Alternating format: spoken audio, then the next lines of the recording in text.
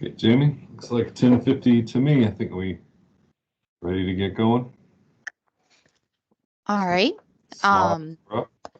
So I'll just quickly welcome everyone to the third and final session today. So we're going to hear from Jamie Herberol and Chuck Shadle about what to expect during MS4 inspection. So I think same rules apply here as all of the other sessions. So as we go through the presentations, if you have questions, feel free to drop those in the chat. We can either Jamie and Chuck have a chance to answer them during the presentation. I'm sure they will.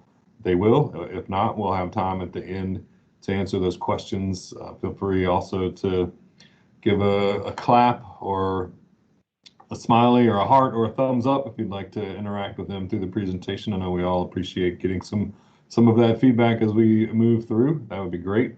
And then say, well, we should have time for some questions and interactions at the end. So thank you all for joining us, and I'll hand it over to Jamie and Chuck.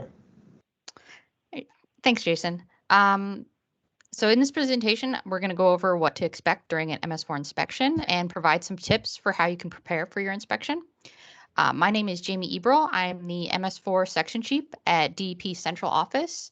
And Chuck, do you want to introduce yourself? Hi, good morning. It's Chuck Shadle. I work for the United States Environmental Protection Agency, Region 3, located in Philadelphia. I'm the NPDES Enforcement Section Stormwater Team Leader, and I've been working on the stormwater program probably about 25 years now, and I appreciate all your interest today. I will try to answer questions within the confines that our attorneys at Region 3 have provided to me, but I really appreciate your interest today. Thanks, Jamie. So to get started here, inspections are divided into three parts: the office inspection, the public works facility, and pollution reduction plan projects. I'll go into more detail about each part of the inspection later in this presentation, but in general, during the inspection, your inspector will want to see documentation of all the activities associated with your minimum control measures, your MCMs, see your public works facility and or any other municipally owned properties like parks or composting facilities, and see any of your implemented PRP, BMP projects. So to start off with the office inspection, to prepare for your inspection, you'll want to review your MS4 permit and your most recent MS4 annual status reports. You'll want to have the documentation of permit required activities organized and ready for review. A lot of municipalities have a designated MS4 filing cabinet with a different drawer or folder for each MCM, so everything is easily accessible and in order. So important to note that there's no surprise inspections. You'll be notified in advance, so you'll have some time to get everything in order. It's always easiest if you just have a set system and keep it organized, but if maybe you're not the most organized or you have a lot of other things going on, you're going to have advance notice, so you're going to have some time to get things together. That will make your inspection go a lot smoother if you can have your documentation ready and waiting for the inspector. So a little more detail on the office inspection. On the right side of this slide, we have the MCM1 section of the MS4 annual status report. So for MCM1 on the annual report, you're reporting that you have a written public education and outreach plan, a target audience list, and that you're publishing stormwater education materials. Those are more or less like yes or no questions on the annual status report. But when you're reporting that you have those every year, but when you're getting an inspection, your inspector is actually going to want to see documentation of those items. Chuck, do you have anything else to add for MCM1? Nothing for one, but I mean, I just want to say in general, we pretty much, DEP and us and EPA follow the same approach. The only difference is that we try to spend a little bit more time, I think, in the field, because we can always look at documentation when we're back in the office. So when we do get out in the field, we don't get out in the field as much as the states do. So when we do, we like to get out and take pictures, observe things, take notes and things like that. So it's a little more weighted towards that. That's all. Okay. So This slide has different types of documentation that could be asked for each MCM. It's not an all-inclusive list, but just some general examples of the type of documentation that you'll be asked for. You should reference your permit for a comprehensive list of everything you're expected to be documenting as part of your stormwater management program. But to kind of just go through this quickly, for MCM2, public involvement and participation, very similar to MCM1, you'll want to show that you have a plan for public involvement, documentation that you've had a public meeting. Anytime you have a public event or activities where the public is involved with your stormwater program, you'll want to have a documentation of that involvement. And that can vary based on the type of event. You know, things like a sign-in sheet to show who attended the event, Facebook posts, newspaper articles about the event, or just a brief write-up and some photos. MCM3, here we're getting a little bit more into the field component type stuff. Your inspector will want to see your mapping and that it's being updated, copies of your outfall screening report forms, documentation to any reports of illicit discharges, and copies of any educational outreach that you've provided to citizens on illicit discharges. So, Chuck, do you want to talk about these pictures, kind of examples of things that you found with this MCM? Well, that's me taking a sample on the left, but yeah, what we're seeing, the deficiencies that we've seen in MCM3 most recently revolve around the maps being updated. I mean, sometimes it's minor, but sometimes we're a little confused on why the information isn't put in sooner. We are something positive. We are seeing a lot of nice product out there regarding the map, so we are happy to see that. The other thing is, including all the outfalls, we've come across several MS4s recently, and not just in Pennsylvania, where they have information about locations of outfalls. And more importantly, it'll be on a stretch of a stream, maybe several hundred yards or maybe a mile long. And all the outfalls on that segment aren't included. I mean, you know, one or two outfalls here and there really isn't an issue. And we probably wouldn't get too disappointed if we just saw that as the one deficiency related to an MS4 program. But, you know, 6 or 7 outfalls on the stream segment, and that's the only outfalls on that stream segment. So we think we would look at that as a major contribution to the stream, and we'd like to see that put on a map as soon as possible. But like I said, I mean, those are the two things that we've seen lately. And again, the positive thing, I like to put positive in there with the negatives. We're seeing a lot of nice product as far as maps are concerned. That's it from me. Yeah. And I will plug our Clean Water Academy. That is the website that we're using to put out a lot of training materials for our permittees. We did relatively recently, in the last couple months, post a training specific to outfall screening that kind of details, you know, what you should be looking for, you know, what are your sensory indicators that there may be illicit discharge, what type of things should you be screening for. So if you have questions on if you're meeting the intent of that MCM, there is a training available free of charge. You don't need to, there's no login or anything required. You can just go to Clean Water Academy, search for municipal stormwater, and that training will come up. Moving on to the other MCMs.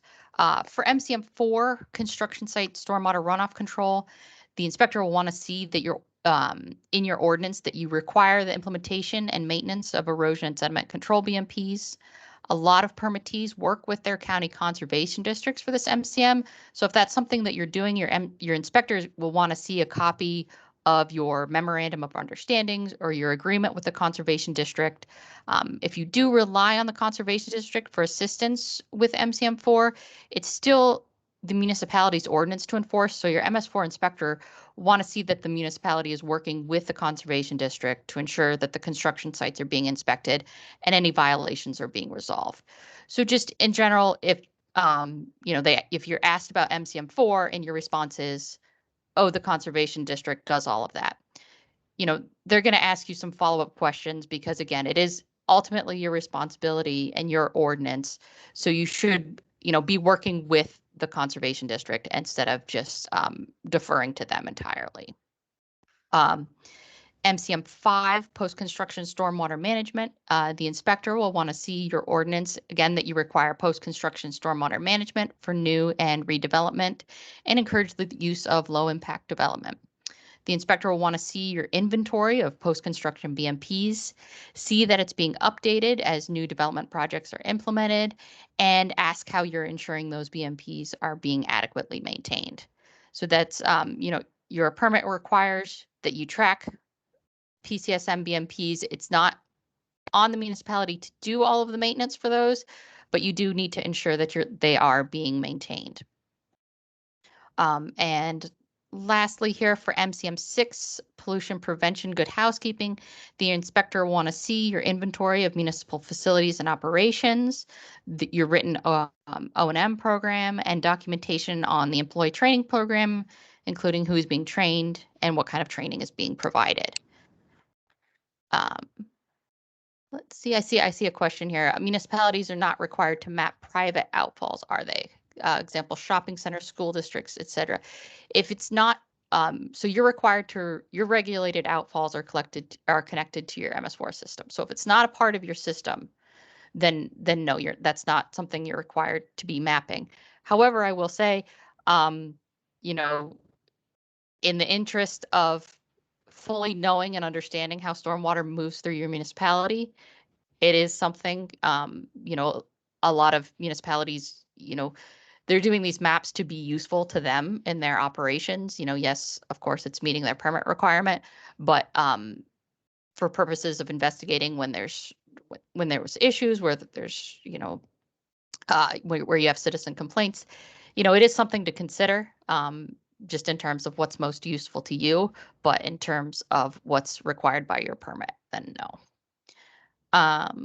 Chuck, do you want to talk about any of these photos here for MCM 4 through 6? Sure. So construction sites, we asked for similar things. We walked the site. We spent a lot of time looking at the site and seeing if it's stabilized properly, if the controls are put in properly, if they're being maintained properly. And I'll say that across the board, implementation of controls and maintaining those controls are much, much better than they were 10 years ago. However, we are still seeing problems at individual lots. You see the one picture on the left, exit control, silt fence, contractors working on the individual lots, damaging other BMPs that exist at the construction site. That's a big issue. The middle photo where you can see some what looks like petroleum product. It's got that rainbow sheen to it. We're seeing problems with form release oils. Although that's not a petroleum product, but it's a chemical additive that's used for curing curbs and sidewalks and driveways and things like that.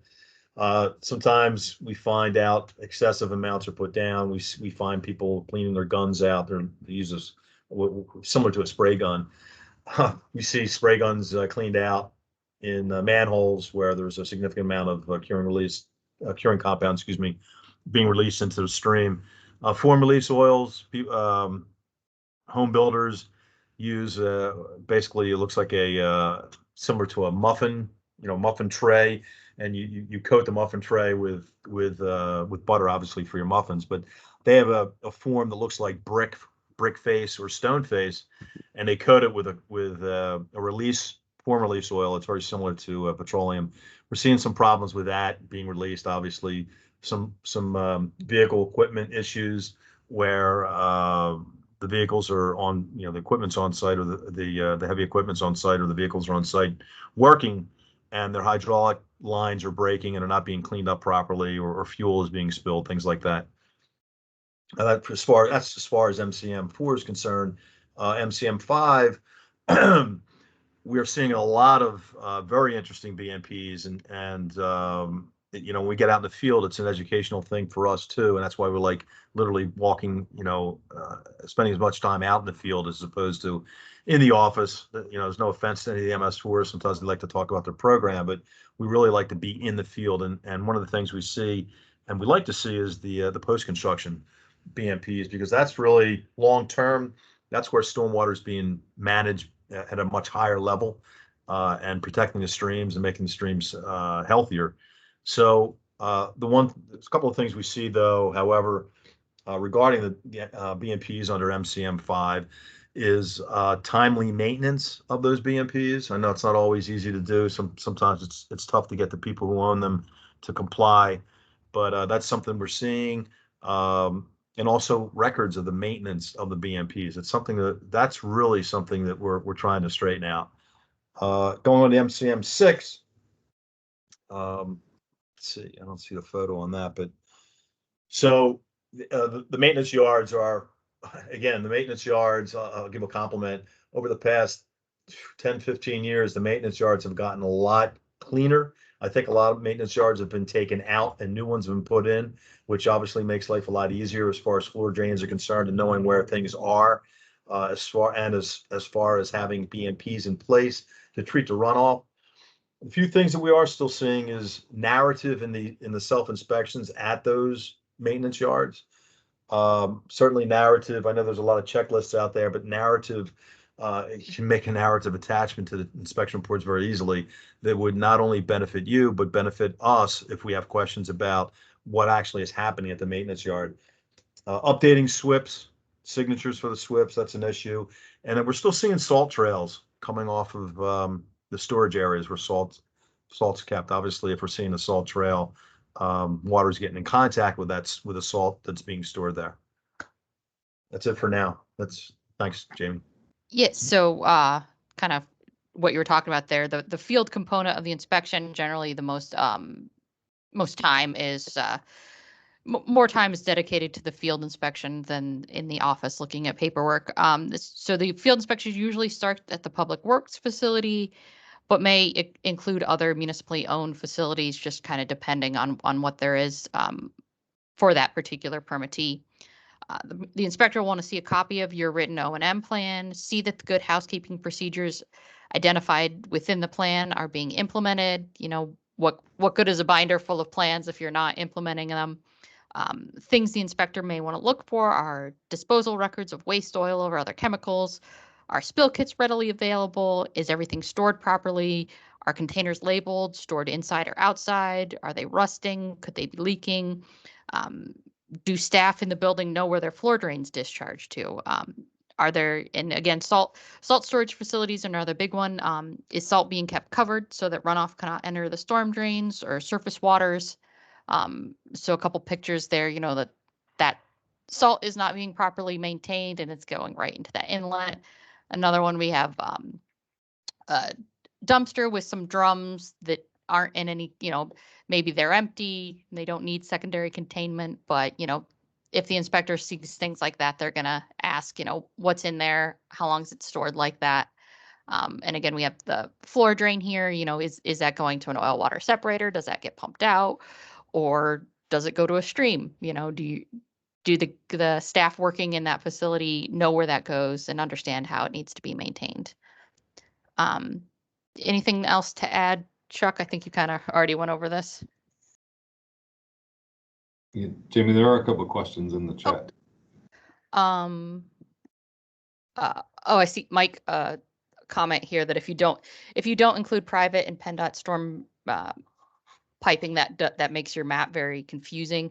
That is very true because so PennDOT and Turnpike have their own MS4 permits. They're responsible for their own stormwater drainage. So that does not need to be included on your map. But as Mike pointed out, for connectivity purposes, you know, maybe it is going to make a lot more sense if you do include those, particularly with PennDOT, because that's generally so interconnected with your stormwater system.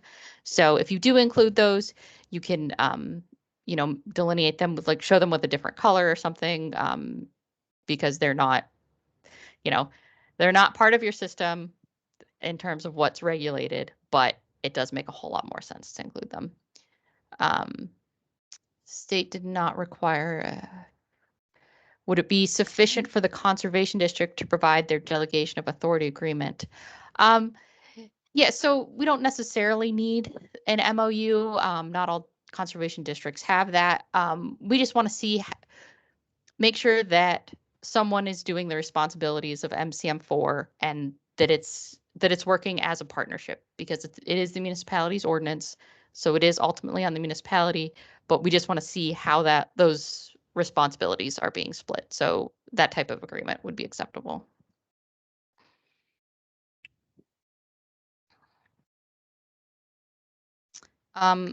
Lastly, we're going to look at PRP projects. So, and this can be kind of tricky because, inspections, are occurring at different times. So you're not required to have all your BMPs for your PRP in until the end of your permit term. But, if you we're in the middle of the permit term, so there should be progress. They want to see if you have any that are installed, they're going to want to go out and look at them. If you have a lot, they're probably not going to go see all of them, but at least one or two, maybe three, if they're in close proximity, depending about how big your municipality is. If they're not installed, they're going to ask where you are in the planning process, maybe ask to see some plans, see what you do have.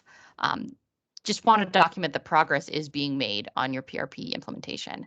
And that, if you do have things installed, were they installed as designed? Are they functioning? Does it look like they're being maintained?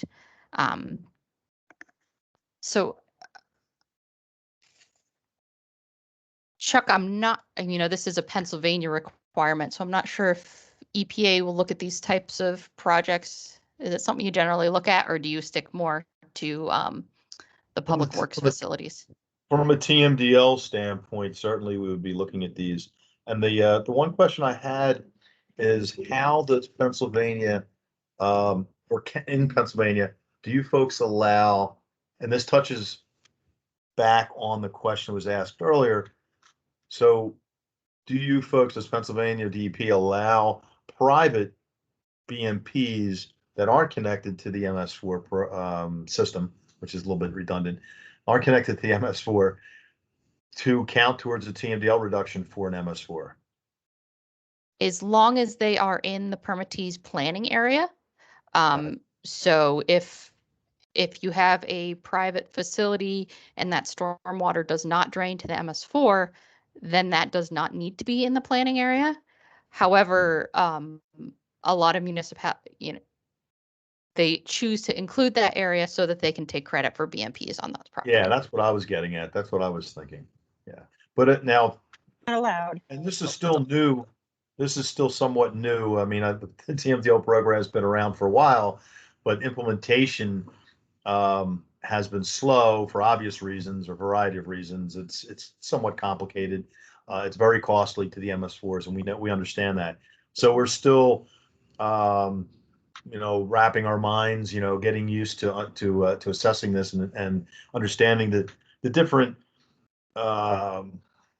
the uniqueness of the programs have from state to state. So that's something that we're interested in seeing. And from our perspective, if the MS4 is using or counting, whatever word you want to use, a post-construction BMP for credit to meet a TMDL, then that would be a responsibility of that MS4 to keep it maintained. Is that something is that concur with you folks?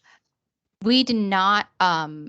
So if a BMP is being used to meet a different regulatory requirement, such as a Chapter 102 requirement, the PCSM BMPs, that cannot be double counted. That cannot also count for MS4 purposes. So if someone were to install a Chapter 102 BMP that goes above and beyond the requirements of that program, then the excess can be credit to the MS4, but in all practicality, there's really not that much credit to be gained from supersizing a 102 BMP. So it's not something that's really a cost-effective option. Gotcha. That makes sense to us. It comports. So, final tips here: well-organized documentations make inspections. If you have everything prepared, that makes the inspection a lot smoother. Prepare your staff. Everyone has a role to play in a municipality's MS4 program. But that being said, it's only expected that staff will have knowledge about the MS4 program that's appropriate to their position. So the example I have on the slide is that your administrative staff, they're not going to be expected to know about BMP maintenance. If they do, great, but they're going to be asked things more appropriate to their role. So if somebody, if their part of their role is answering the phones and they get a phone call about a citizen stormwater complaint, they're going to be asked, who do you direct that to? How do you handle it? How do you document it? Those type of things that's appropriate to what they do on a day-to-day basis. Lastly, document. I've heard this comment from several of our inspectors that when they go out and they're talking to staff really know their MS4 program. They can answer every question, but it's not always getting written down.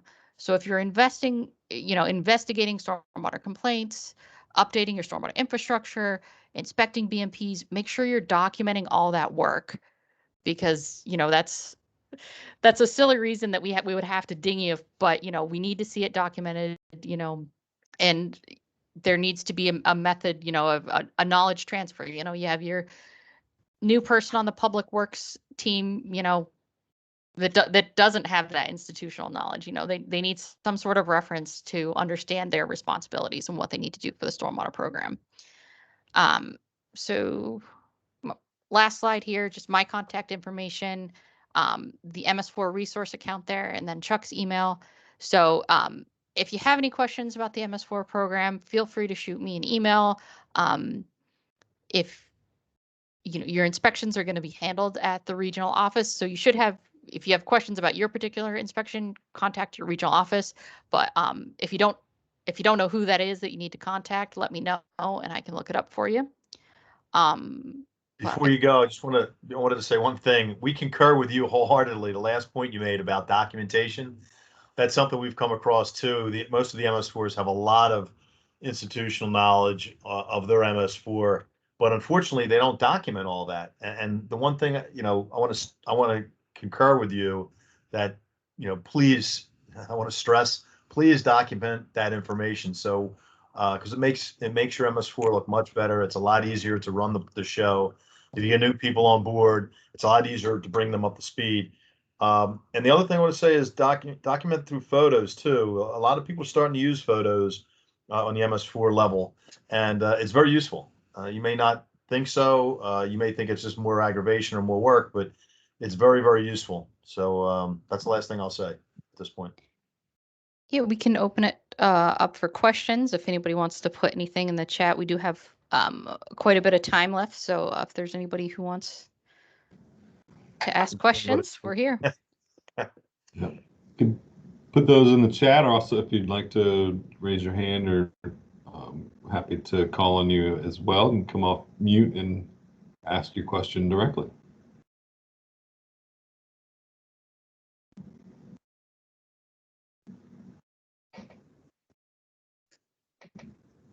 I guess we put everybody to sleep, Jamie.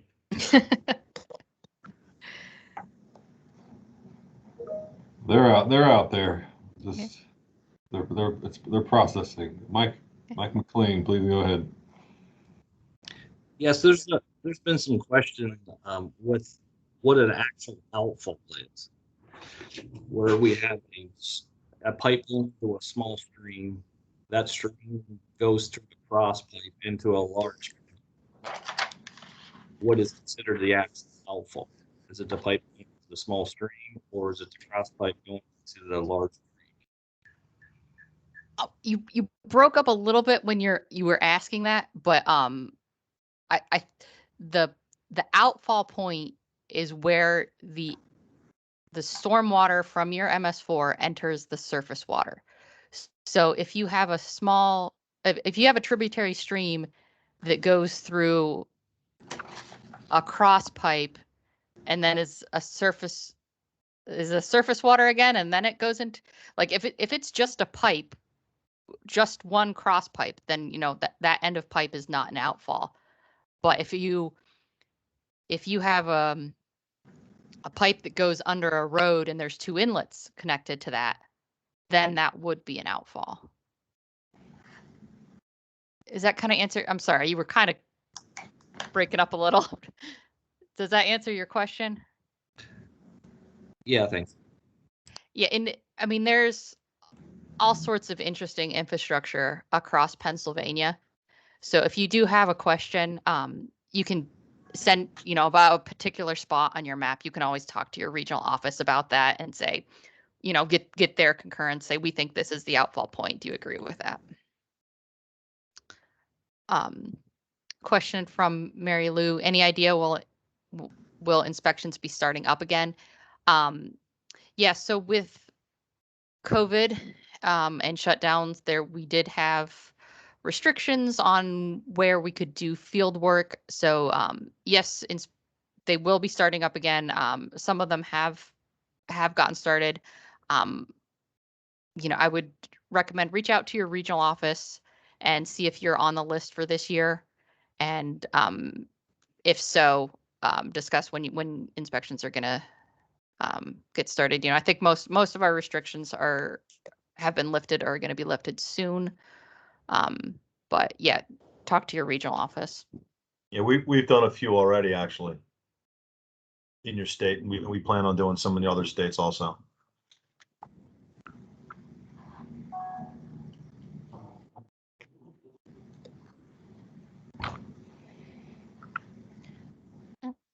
While we're waiting for more questions to come in, again, I just want to plug our Clean Water Academy.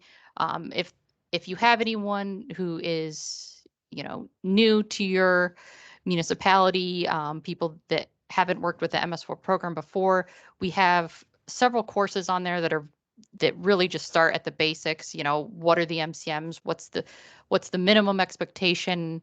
What are examples? So we have MCMs part 1 and part 2, and then again the outfall screening training that I mentioned earlier, and then we're really looking to build up our library. So we're probably going to add these recorded webinars to there, but it's a very good resource for anybody that needs or wants some more information about MS4. Have you seen any successful collection system retrofitting for sediment reductions? Any suggestions, ideas? Yes, I'm trying to think, Jason, if you, it was during one of the previous forums, and I want to say Paradise Township. Do you remember the one I'm talking about? They found a basin. It was really overgrown, and they, maybe you weren't in that session, but check the training page on your agenda down at the bottom. There are some recorded webinars from the previous forums that had some retrofit examples. Any news on when the PennDOT and Turnpike permits will be reissued? Soon, but I don't have a definite date. But that it is something that PennDOT, Turnpike, and DEP are all actively working on.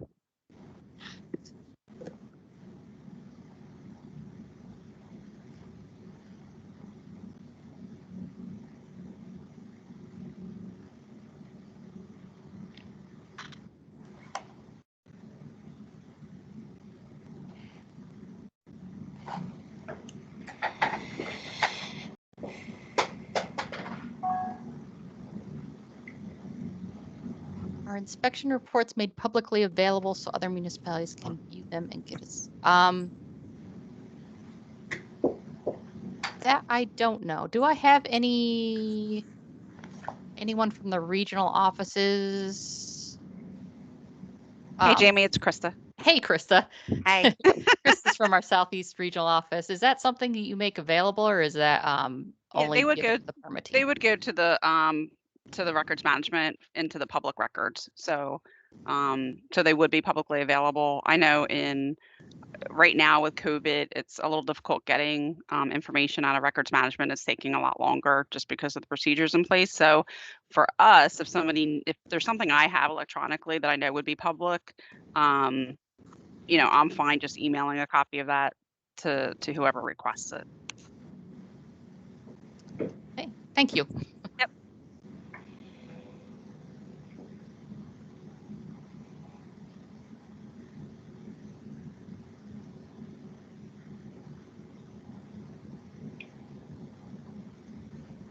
Okay, Jamie, we can hopefully more questions will come in, but I guess while we're waiting for that, can you walk through kind of what happens after the inspection? So I think this is definitely a great overview of what to expect and to prepare for, but what interactions can be expected from you and your team, or Chuck, from you as far as communicating after the inspection?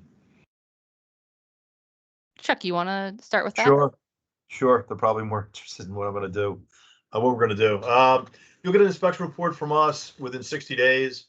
Or very shortly thereafter. Sometimes we'll get it earlier than that. And at that point, the inspection report will be finalized, but you will be provided 30 days to respond to the inspection report. And whatever you provide us in response will be placed with the inspection report into the folder for your MS4.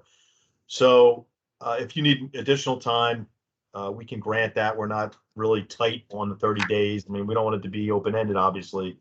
At that point, we will review the observations and compare it to your permit, obviously, and see how close you are on all the different requirements of the permit.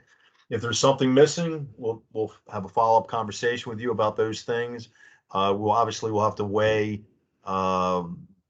what's missing. You know, we have to take into consideration the weight of what's missing and how you've had what kind of performance you've had in the past. Obviously, we'll coordinate with the state DEP on the issues, and we'll go from there. We'll try to work out something. If there's something significant that's missing, what we've done in the past is we've had what is called an administrative order on consent, where we work with you to identify what's going to be done to correct the deficiencies and how much time you need to do that. And obviously, in situations where a lot of things are missing, there's usually a penalty, and that's negotiated also. Krista, are you still on? You want to talk about how you follow up after inspections? Yeah. So for the most part, we always have the discussion out at the site. So, so everybody there kind of knows where they stand at the end of the inspection. Our municipalities really haven't had in the Southeast they haven't been inspected recently. My position was open for quite some time, so we have started doing some inspections. We're pretty much using the inspections right now as more of a educational type of practice, unless there's something like really bad, right? Like if your guys at the public works are rinsing their paint buckets into the inlets, then that's a problem, right? Like that's something that that would end up going for more than likely some kind of further enforcement. But if it's like record keeping, things like that, we're really trying to push the making sure that you have everything written down, making sure that you have all your procedures in place, your SOPs, things like that. I feel like at least in the Southeast, there's a lot of municipalities that because they haven't been getting feedback, aren't really sure if what they're doing is sufficient or not.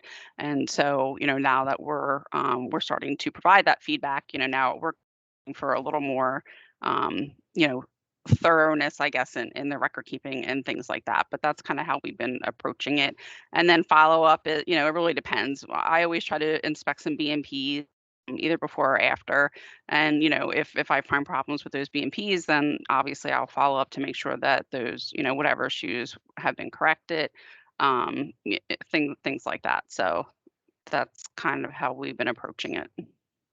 Thanks, Krista. And that's a good point. Just the objective from DEP's perspective is to provide compliance assistance for permittees. We want everybody to voluntarily comply.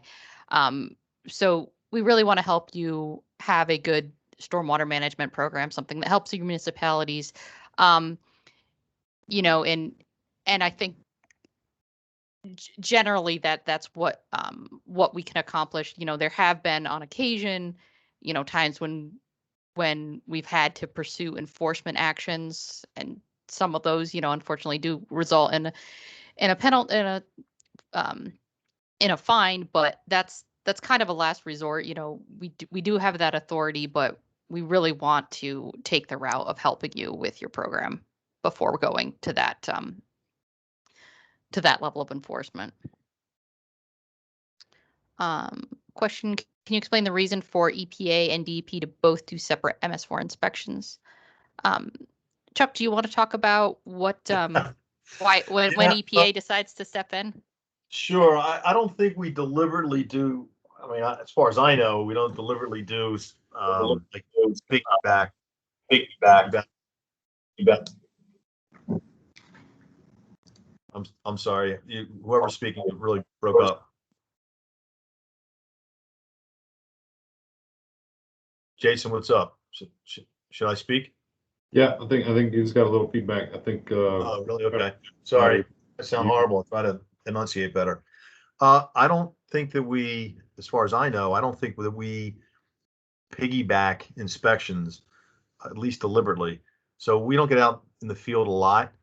So we try to coordinate as best we can with DEP or with Pennsylvania and any state for that matter, the best we can. And those inspections, as far as we know, if there's a problem, maybe there's an inspection recent, there might be a recent inspection if there's problems, and the state may ask us to come out and help out. But usually, it's my experience, usually the inspection has not occurred from a state level recent to or close to the inspection we're doing. I hopefully I explained that well. I meandered a little bit. But I'm not aware of us piggybacking simultaneous inspections or the state doing an inspection 1 week and us coming back a month later and doing another inspection, unless it's necessary. Jamie, is that making sense? Yeah, I don't think, you know, we certainly share information, and we don't want to duplicate efforts.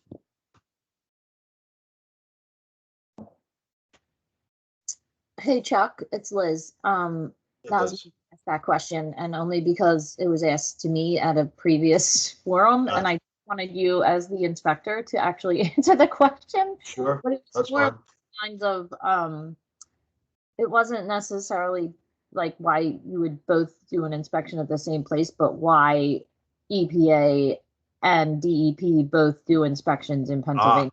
It's sort of general question. Then piggybacking on the same municipality. I got you. So even though the NPS program has been delegated out to the states in Region 3, EPA Region 3 still has, or EPA still has oversight responsibilities. So from state to state, not just Pennsylvania, we identify areas where we have an interest as far as the surface water is concerned, such as Chesapeake Bay. We may go to areas, we also go to areas where we have not been recently. I hope that makes sense. But as I said a couple of times today, we don't get out a lot. We just don't have the resources to do that. So we try to, quote unquote, make our rounds. We try to spread ourselves out evenly and consistently. So maybe we haven't been out in Western Pennsylvania in a long time. So we'll focus or identify some MS4s in that area. Potentially, maybe we haven't been in Southern Virginia in a long time, so we'll focus inspections in that area. So that's where we're coming from. We still have oversight responsibilities, even though the program has been delegated to Pennsylvania and other states, except for excuse me, except for DC. We also will go out and respond to requests from the state. That occurs not regularly, but from time to time.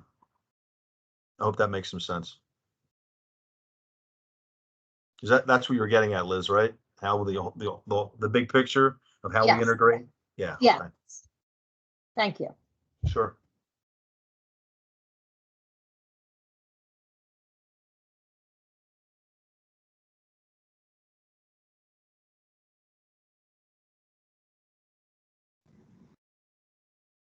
Okay, we have plenty of time for more questions. I'm sure got to be a few more. I think people are hungry.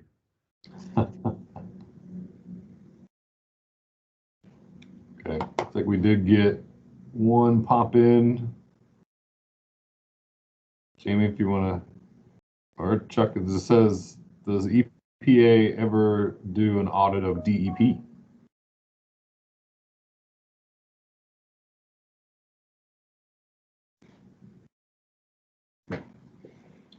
In terms of our program, you know, Sorry, that's something that talking to myself. we coordinate with them. But Yeah, sorry, I was talking to myself. I had the mute button on. Go ahead. I'm sorry, Jamie. Finish, please. yeah, no, I wasn't. I'm not quite understanding what the question is, but you know, as far as what our program is, that is something that we work with EPA on. You audit our program. Yeah, we do that from time to time. We check to see the resources and how many inspections are being done. There's a framework for the delegation, and the framework talks about inspections and enforcement actions, and it looks at consistency and permits, and Liz can talk about that a little bit. So we look at those things not only in Pennsylvania but other states also. When we talk to the states, we negotiate with them and discuss how they're going to proceed on certain areas. Most of the stuff is very, very, very thorough and comprehensive. There's some things, obviously, no family members get along perfectly at all times, but there's things that we discuss and work out with them. And they ask us for different things also, and there's certain things that they ask from us that we have to work out with them.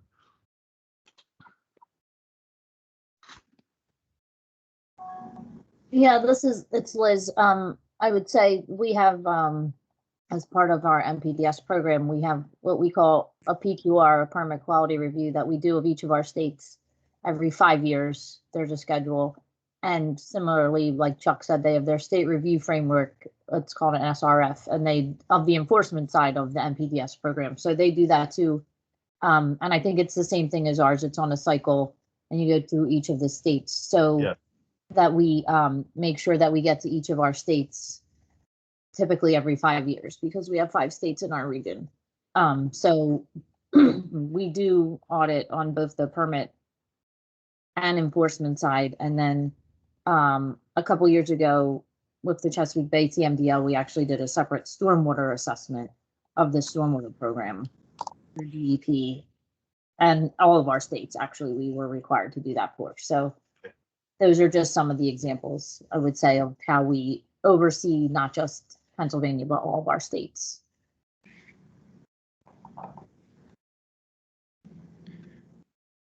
I see a question of what are some examples that would elevate a site to an enforcement action? Basically, just not doing something. You know, if there's something missing from your documentation, you know, we want to try to assist you, you know, clarify what your requirement is, why it's required, if there's any resources we can direct you to. But if there's something that if you just were to say, I'm not going to inspect my outfalls, you know, it just not complying with a particular, you know, requirement of your permit, that's something that we need to elevate. Chuck, have you seen anything that made you? Yeah, I mean, just to add to that, it's you know what, when a permittee, not just an MS4 permittee, doesn't do something that's substantive, and I know you're going to ask me what substantive is, but you know, the longevity. If something's not done for a significant period of time, and the permittee has been told by the state that there's an issue at hand, and they still don't address that issue, that's a clear indication to us that let's say that's a red flag. That's a clear indication to us that we should get involved, or something should be done about that situation. And we don't. EPA does not get involved in or engage in enforcement action for something that's penalty wise, for something that's minor in nature. You know, not doing your sampling, not doing your screening, leaving large portions of your map undone, not tracking maintenance of numerous post-construction BMPs, things like that would cause concern on our end. And I haven't seen the state either have a penalty action related to minor things. And I know everybody wants to know what minor is, and it's hard for us to talk about what minor is and what isn't, because it's a gray area at some point. But I think you get our point.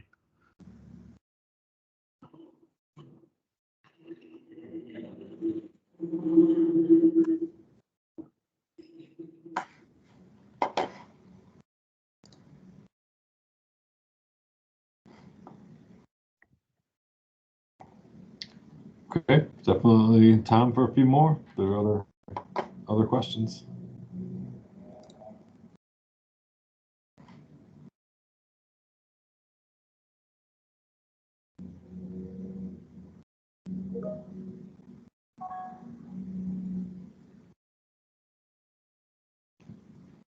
Any issue providing links to Clean Water Academy on an no, absolutely not. So yeah, you can feel free to post a link to that to direct people to the to Clean Water Academy, or so we did update our MS4 website. So now there is a specific tab on the MS4 website, DEP's MS4 website, that's training, and a lot of that links back to Clean Water Academy. So whatever's easier for your website, you can either link directly to Clean Water Academy, or you can link to DEP's MS4 training page. And I will say, we use Clean Water Academy sometimes for internal training, so there is an option to log in, but all of these trainings we're talking about with the MS4 stuff, all of that stuff is publicly available. So if you have people saying, I need to log in, how do I access this? Just, so if you're putting a link on your website, I would just put like a footnote under it, just login not needed, just to clarify that.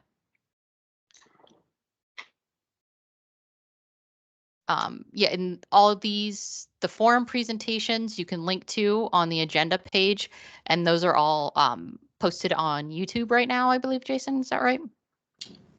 I think so. Yeah, Adriana? this is Adriana. Yes, we have all those, and they're going to stay on YouTube. Right now, we're also linking the recordings from these sessions will soon be on the agenda, and the ones from the previous two forums are on the training page. But they will stay on YouTube. So if you link to them, we plan on keeping them. We have a Tetra Tech Water YouTube channel, and we intend to keep those recordings there for future use. And we may be cross-posting some of those recordings on Clean Water Academy as well.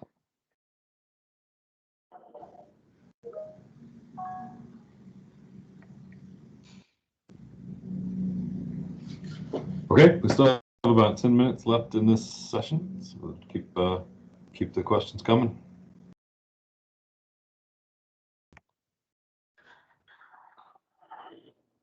Chuck, you want to talk about, are there anything like, so we can end on a high note here, any good stuff that you've seen? Like, you want to talk about examples of things that you've really liked seeing?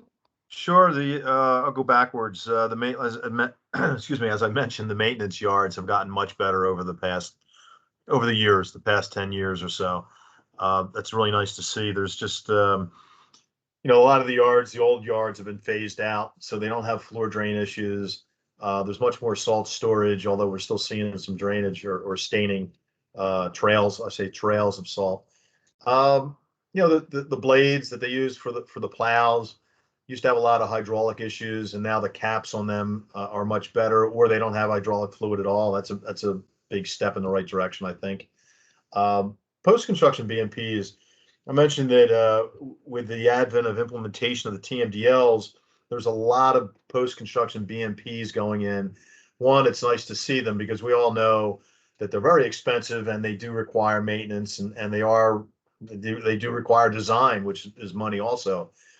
And I know a lot of homeowners, as well as maybe some MS4s, but a lot of private property owners, commercial and industrial businesses, don't look at the BMPs as an asset. They're starting to, and some banks are actually investing money in BMPs because banks like the best I can figure out, or best what I'm told from the banking industries and the representatives that I spoke to, that banks like to diversify, and it's with the TMDLs, it could potentially be a way of making money because of the costs associated with nutrient reduction. So there's just a variety of BMPs that are going in. There's a lot of pride in infiltration, green infrastructure, things like that, and it's evident everywhere.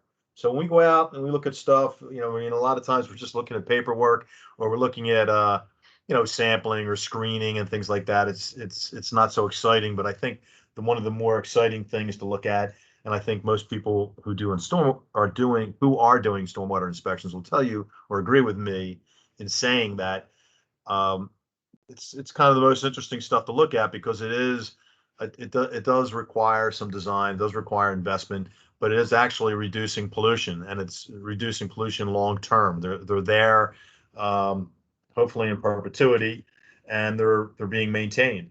So that's one good thing to see in the stormwater program, as I see that as the stormwater program evolving.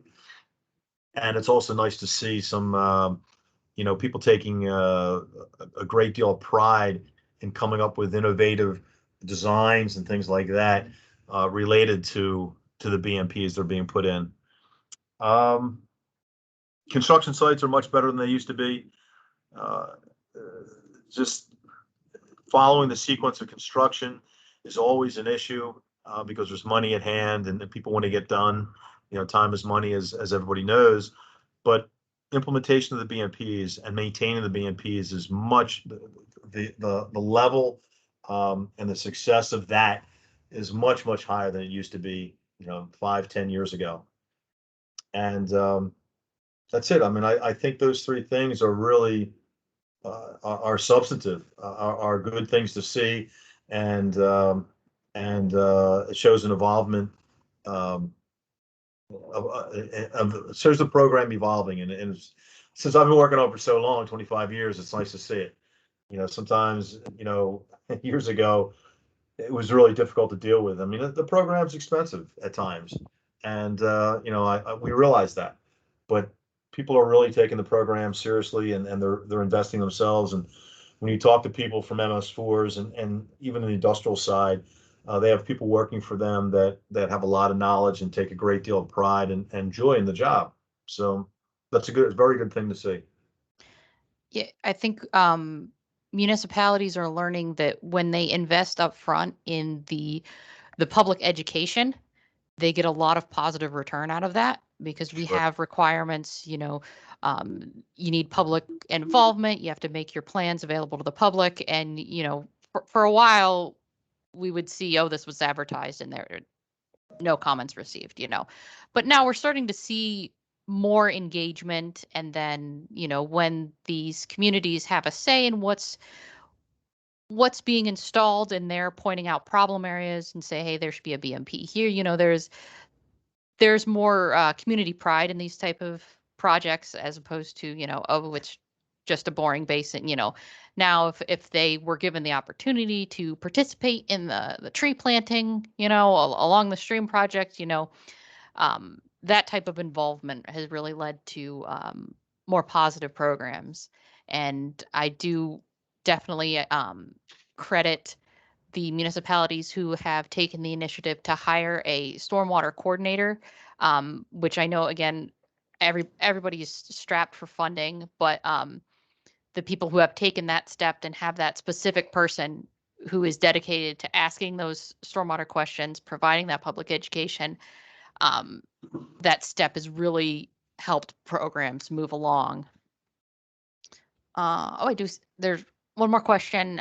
Where there's a system with both the combined sewer system and MS4 sewers, what MS4 requirements overlap? Yeah, so there really isn't an overlap between those two programs. So if you're a municipality that has both partially covered by a combined system and partially a separate system, then that combined system is covered by a different permit, so you can remove that from your MS4 planning area. So there are a couple, I think Wilkes-Barre has a combined system. I know there's a couple other spots in the state where that's an issue, but it's separate from MS4. Hey, Jamie, this is Liz. I would say maybe to answer that question, one of the biggest, I wouldn't say it's a requirement, but educating people on the differences between those two areas and what they mean, I think is probably one of the biggest, I wouldn't say, like I said, it's not a requirement, but the public education aspect of both of those things, because you're spending a lot of money on separate issues, is, I would say, probably critical if you're in an area that has, you know, both separate and combined systems, because I don't think a lot of people understand what that means. Yes, in your mapping, very important to have accurate mapping, just because those combined systems are older infrastructure, so you really need to know where there are connection, how those systems are laid out. So definitely focus on your mapping to clearly know which area is regulated by which type of permit.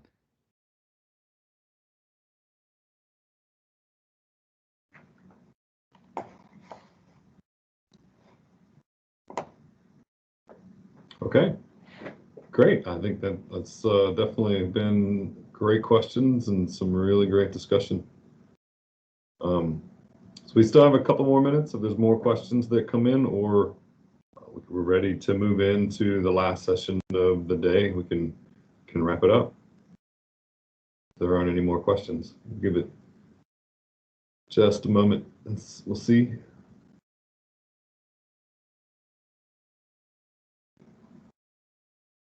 No? Okay. Thank you, Jamie and Chuck, for a great presentation and really great discussion. Appreciate Thank you, folks. Thanks, Jamie. Thanks, Jason. Thanks. Anybody wants to give me a shout, feel free.